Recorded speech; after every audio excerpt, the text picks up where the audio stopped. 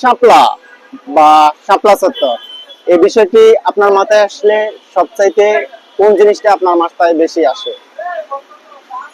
Bangladesh bank, নাকি 2013 সালে 5 মে ঘটে যাওয়া হেফাজতের আন্দোলন, নাকি সাম্প্রতিক এনসিপি চাওয়া নির্বাচনী প্রতীক? আপনার মাথায় যেটাই আসুক, এই শাপলা চত্বর বা শাপলা, এটা শুধু ঢাকা না, পুরো বাংলাদেশেরই একটা বিখ্যাত জায়গা।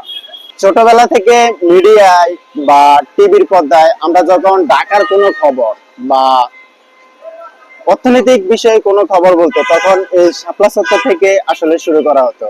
এই কারণে এই শাপলা চত্বরটি আসলে অনেকের কাছে পরিচিত।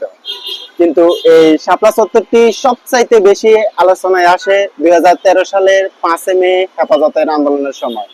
আপনি এটি এত বেশি আলোচনায় আসে যে আপনি যদি গুগল কিংবা ইউটিউবে শাপলা লিখে সার্চ দেন কিংবা শাপলা চত্বর লিখে সার্চ দেন, তাহলে হেফাজতের আন্দোলন বা ওই সময়ের খবর ছাড়া আর কিছুই আপনার সামনে আসবে না। এই শাপলা চত্বর বা সুন্দর ভাস্কর্যটির নির্মাতা হচ্ছেন আজিজুল হক পাশা।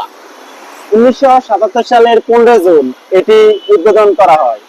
এটি শুধু ঢাকা নয়, বাংলাদেশেরই সৌন্দর্যের প্রতীক। আমার ধারাবাহিক আয়োজনের এটা হচ্ছে প্রথম পর্ব। আমি আসলে প্রতি শুক্রবার ঢাকার বা বাংলাদেশের যে কোনো একটা বিখ্যাত জায়গা বা দৃশ্য বা কোনো স্থাপনা আপনাদের সামনে তুলে ধরবো। আপনারা যারা আমার ভিডিও বা আমাকে পছন্দ করেন, আপনারা অবশ্যই কমেন্ট বক্সে জানাবেন আপনারা নেক্সট কোন জায়গা সম্পর্কে জানতে চান। আর আমার চ্যানেলটি সাবস্ক্রাইব বা ফলো দিতে ভুলবেন না কিন্তু। আসসালামু আলাইকুম, সবাই ভালো থাকবেন, সুস্থ থাকবেন আগামী সপ্তাহ পর্যন্ত।